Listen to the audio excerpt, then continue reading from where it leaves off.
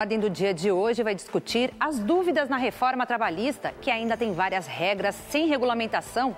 Chance para os novatos, empresas recebem incentivos para abrir as portas ao primeiro emprego. Suspensa a análise da ação que questiona a obrigatoriedade do diploma para a carreira de ator. A entrevista da semana é com Estevão Malê, professor de Direito do Trabalho da USP.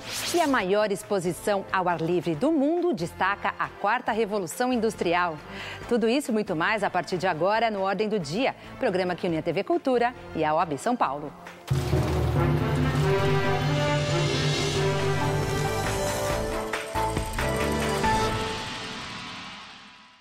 A reforma trabalhista foi aprovada com a promessa de modernizar as relações de emprego, mas ainda há dúvidas sobre as novas regras. O entendimento ficou ainda mais confuso sem a aprovação da medida provisória que cuidaria da regulamentação.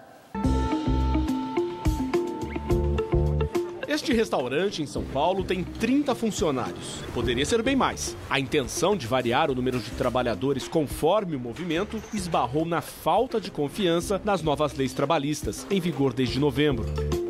Você fica um pouco preocupado de hoje você contrata número X de colaboradores intermitentes, amanhã a lei muda. O que você faz com essas pessoas? A nova lei mal completou 6 meses e já sofreu mudanças. 17 regras, introduzidas por uma medida provisória em novembro, perderam a validade. Tudo porque o Congresso não votou a medida a tempo. Entre as alterações estavam normas ligadas à jornada de trabalho, às gestantes e ao contrato intermitente. A medida provisória tinha estabelecido uma quarentena para a recontratação de um funcionário como eventual. Agora, nada impede que as empresas demitam funcionários para recontratá-los em seguida como intermitentes. Após pressão de sindicatos, a MP tinha proibido que gestantes atuassem em ambientes insalubres. Também havia exigido acordos coletivos e não apenas individuais para a jornada de 12 horas de trabalho seguida de 36 horas de descanso. Proibiu ainda a contratação de autônomos em regime de exclusividade e a aplicação de multa em caso de desistência de um dos lados. Agora, se um trabalhador desistir de um serviço, terá que pagar 50% do que receberia. Nós temos, então, hoje uma legislação que nossa expectativa é que o judiciário, sem uma postura ideológica, possa conseguir acomodar isso em termos de interpretação, assim como também a própria doutrina brasileira, que possa trazer algumas elucidações, algum aclareamento para toda essa situação que foi criada.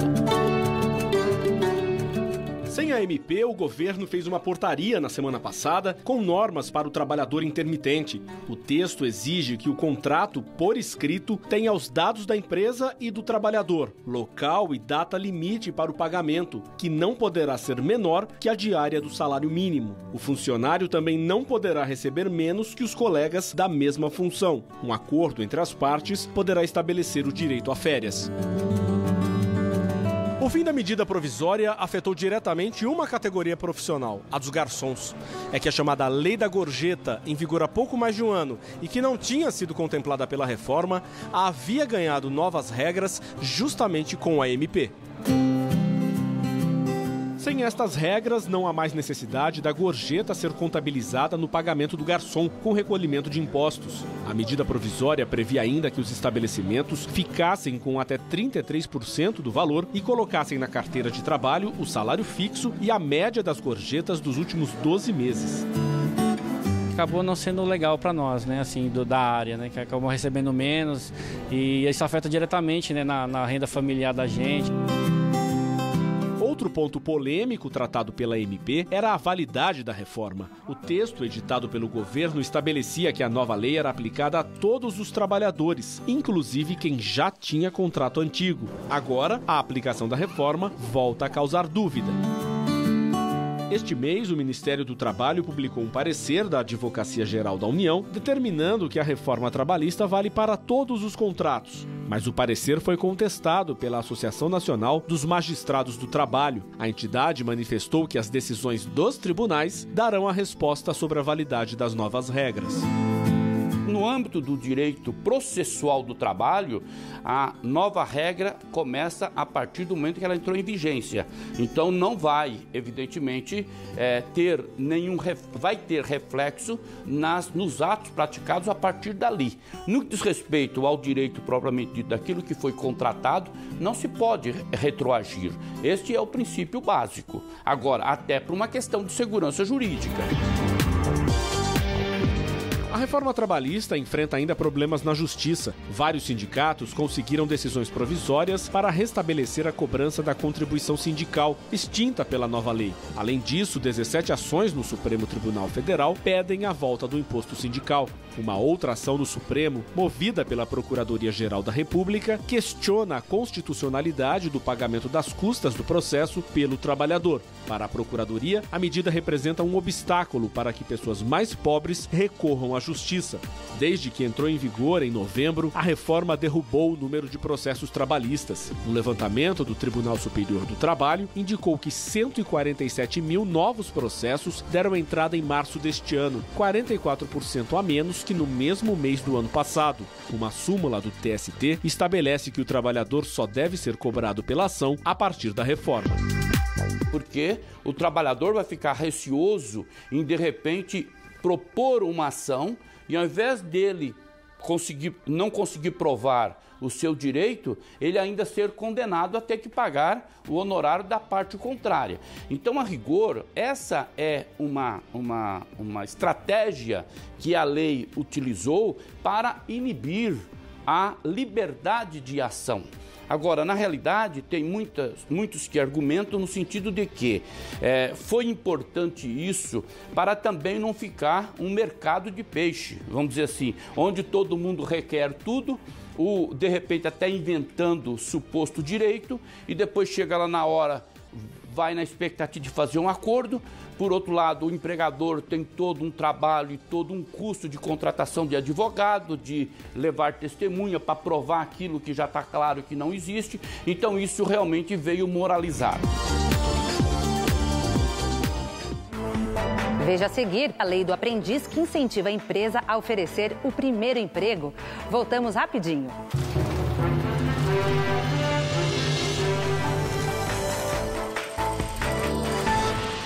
Período de milhões de desempregados e de episódios de trabalho análogo à escravidão, o país tenta abrir espaço para as novas gerações. A lei do aprendiz dá incentivo a empresas que fornecem o chamado primeiro emprego.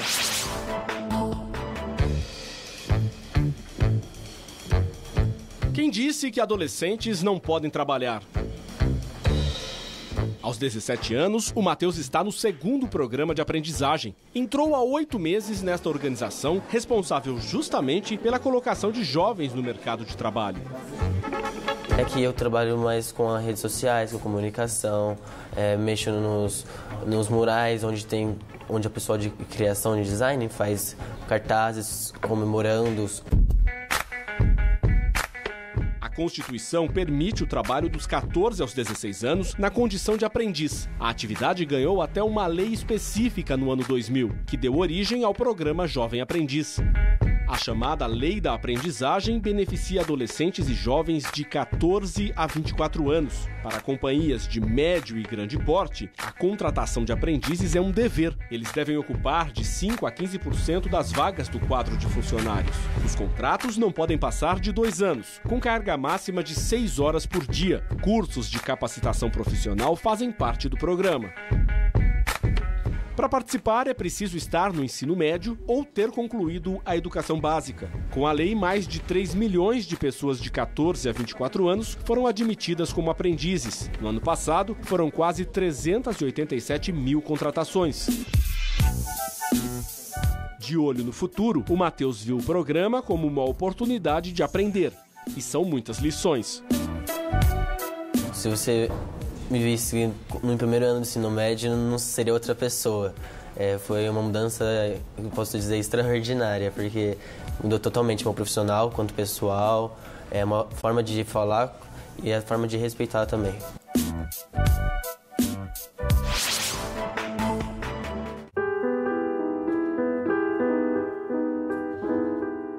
Um grupo grupo que tem dado muito trabalho para a polícia e a justiça. 34 nomes de pessoas físicas e jurídicas foram incluídas na lista suja do trabalho escravo, divulgada pelo Ministério do Trabalho. Entre os novos membros estão representantes das áreas de construção, agricultura e transporte. No total, são 166 acusados de explorar mão de obra em condições análogas à escravidão. Eles envolveriam cerca de 160 mil trabalhadores.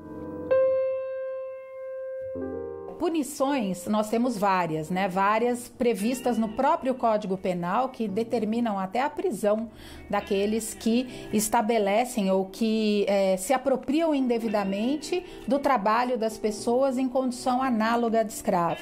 Então, muitas vezes, o próprio trabalho em excesso pode caracterizar um trabalho escravo. A fiscalização ela não é suficiente. E muitas das empresas, acredito, que pagam realmente para ver, né? Elas aguardam uma efetiva fiscalização, uma denúncia, uma ação judicial para ver no que vai dar.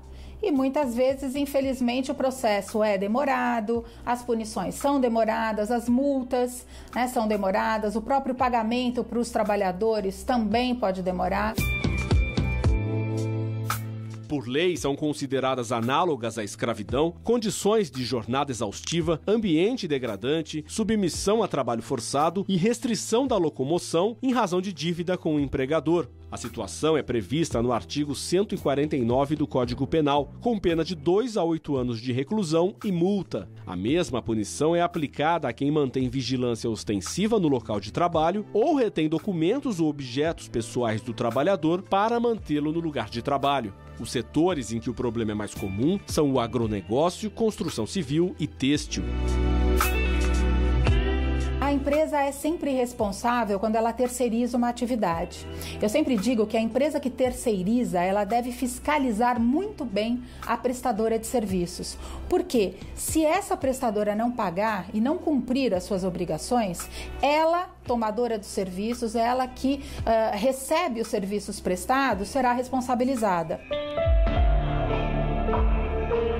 No final do ano passado, fiscais do trabalho encontraram um grupo de bolivianos em condições análogas à escravidão em 3 oficinas de costura de São Paulo. Em 8 anos, 37 marcas de roupa foram responsabilizadas pela exploração de mão de obra no Brasil. Nas últimas 2 décadas, mais de 52 mil pessoas foram resgatadas pela fiscalização.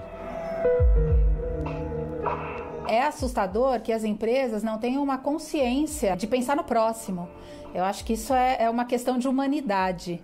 E o que a gente precisa é justamente incentivar as pessoas a ajudarem os próximos, a obedecerem às regras mínimas de garantias de direitos trabalhistas, porque só assim a gente vai ter verdadeiros cidadãos.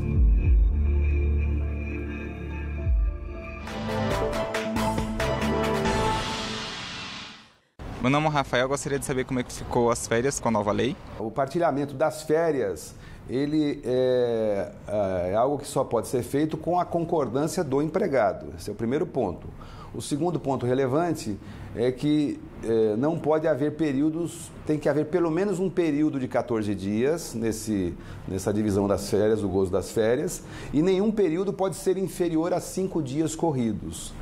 Além disso, as férias não podem ser dadas na véspera ou antivéspera de feriados e domingos, que são dias chamados de repouso remunerado. Para a entrevista da semana, convidamos Estevão Malê, professor de Direito do Trabalho da USP. Uma lei que, logo após sancionada, exige um decreto para, digamos, aparar arestas e depois uma portaria, é uma lei com vícios ou mal feita?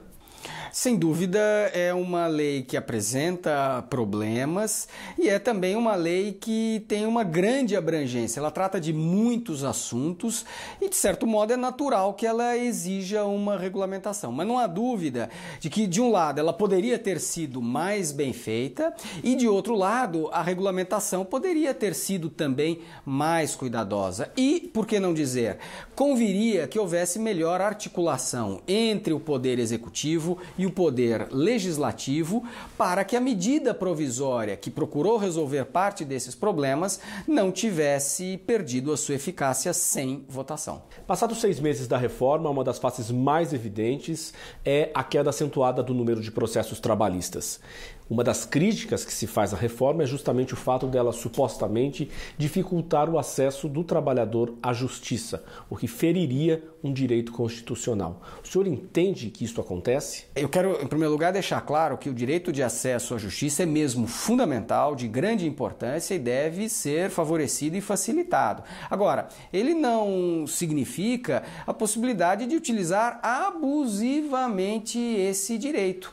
E a sistemática anterior, de certo modo, favorecia o abuso. Por quê? O trabalhador nunca pagava custas, em nenhuma circunstância, praticamente, e mesmo quando poderia pagá-las, tinha uma isenção. O que a lei procurou fazer, talvez de maneira exagerada, foi equilibrar essa situação para evitar que, tendo o trabalhador razão no pedido A, possa também, sem nenhuma consequência, sem nenhum ônus, pedir coisas que são claramente descabidas, o pedido B, o pedido C, sem que disso decorra uma consequência financeira. Mas talvez, repito, a lei tenha ido além do razoável e, por isso, esse resultado de uma queda bastante significativa do número de ações.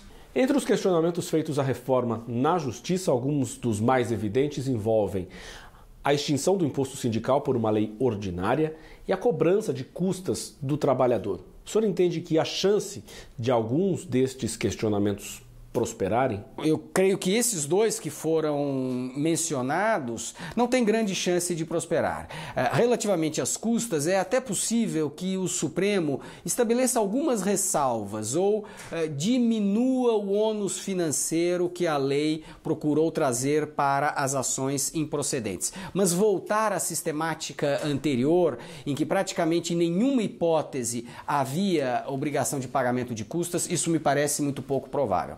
De outro lado, no que toca às contribuições sindicais, o principal argumento de que a reforma não poderia ser feita por lei ordinária e exigiria lei complementar não me parece que seja correto e não está em harmonia com a jurisprudência do Supremo. Portanto, penso que não deverá ser acolhido. De todo modo, não custa que o Supremo logo se pronuncie, porque há tantas ações em curso a discutir esse tema que uma resposta do Supremo traria um pouco de segurança jurídica num ambiente bastante tumultuado. Durante a tramitação da reforma, o que se mais discutiu foi a possibilidade de perda de direitos.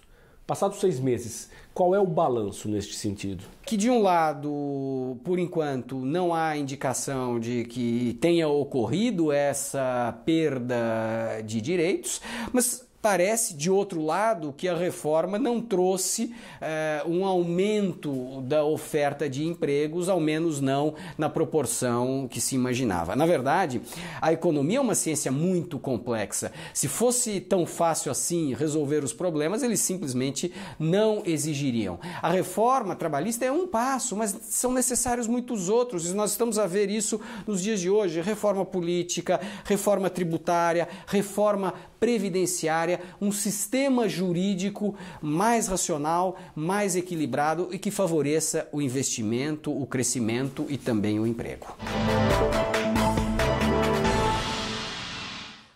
Meu nome é Jade e eu quero saber se o funcionário é obrigado a aceitar o banco de horas. O banco de horas é feito por acordo, agora por acordo individual, o que quer dizer que pressupõe a aquiescência do empregado a esse acordo. Entretanto, na prática, me parece que é praticamente impossível que o trabalhador recuse a assinar um banco de horas quando é contratado, admitido, quer dizer, na admissão, e no curso do contrato também, porque geralmente a empresa, quando recorre ao banco de hora, é porque ela está numa situação de querer estabelecer algum mecanismo de economia dentro da empresa e, portanto, numa situação que torna o empregado diretamente vulnerável a uma dispensa.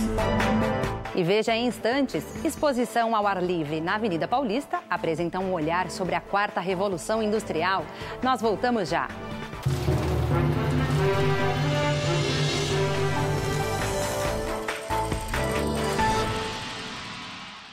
Categorias profissionais discutem a exigência de regulamentação e diploma. Aconteceu com jornalismo e também mexeu com a classe artística. Fique por dentro.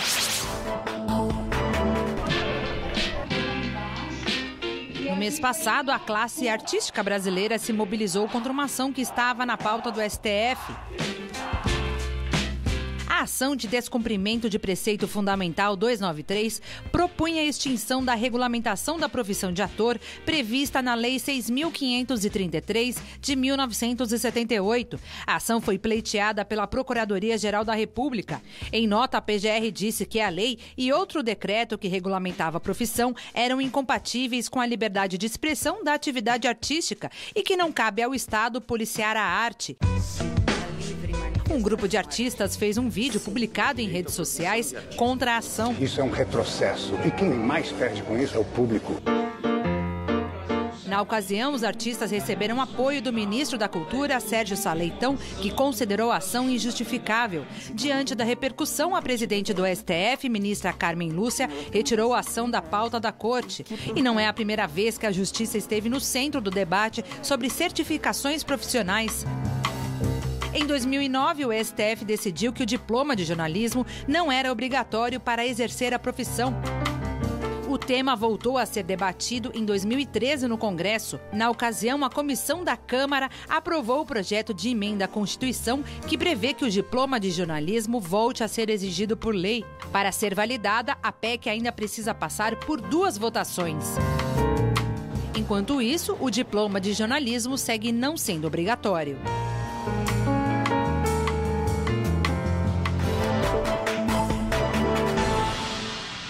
Meu nome é Igor, gostaria de saber se o teletrabalho tem controle de jornada. O teletrabalho, que engloba o home office, ele primeiro é definido como qualquer tipo de trabalho que seja realizado fora do estabelecimento da empresa com o concurso dos processos de controles eletrônicos ou de informática, etc. Que não se confunda com o trabalho externo. Essa é uma distinção fundamental. E por que o teletrabalho é um pouco mais abrangente do que o home office? Porque o teletrabalho é todo trabalho que é realizado, que não é presencial e que é realizado no local que o trabalhador elege para fazê-lo. O que a disciplina do teletrabalho trouxe nessa reforma é que incluiu um inciso no artigo 62, que é o inciso 3, que afasta o direito à percepção de horas extras e coloca que os insumos, que os equipamentos, que os materiais utilizados nesse teletrabalho, eles serão objeto de acordo escrito, a forma da sua remuneração ou da sua indenização, né? E que não podem ser considerados como salário. A Avenida Paulista é palco da maior exposição do mundo ao ar livre. Com o tema A Quarta Revolução Industrial, os painéis de Guto Lacaz e Carla Café ocupam boa parte da ciclovia. Vamos até lá no Espaço 10.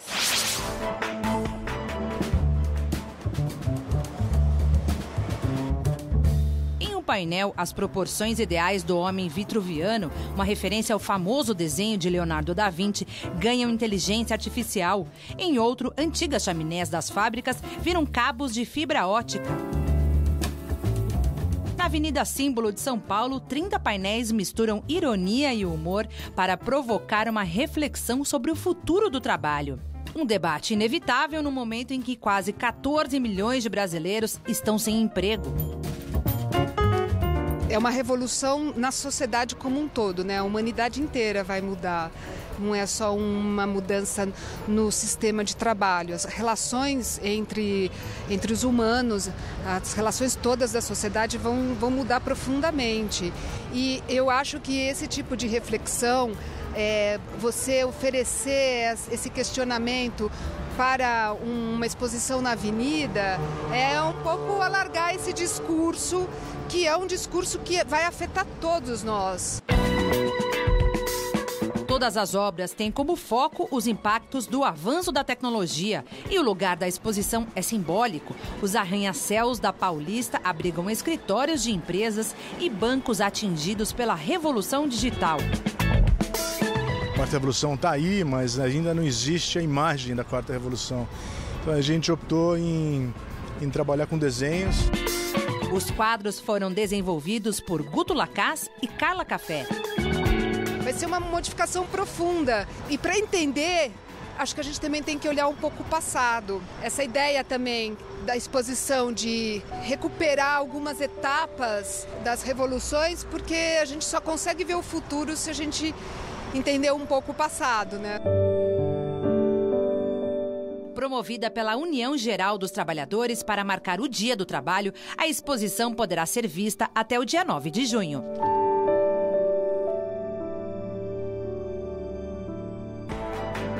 Estamos encerrando mais uma edição do Ordem do Dia. Voltamos na semana que vem, sempre com um tema diferente.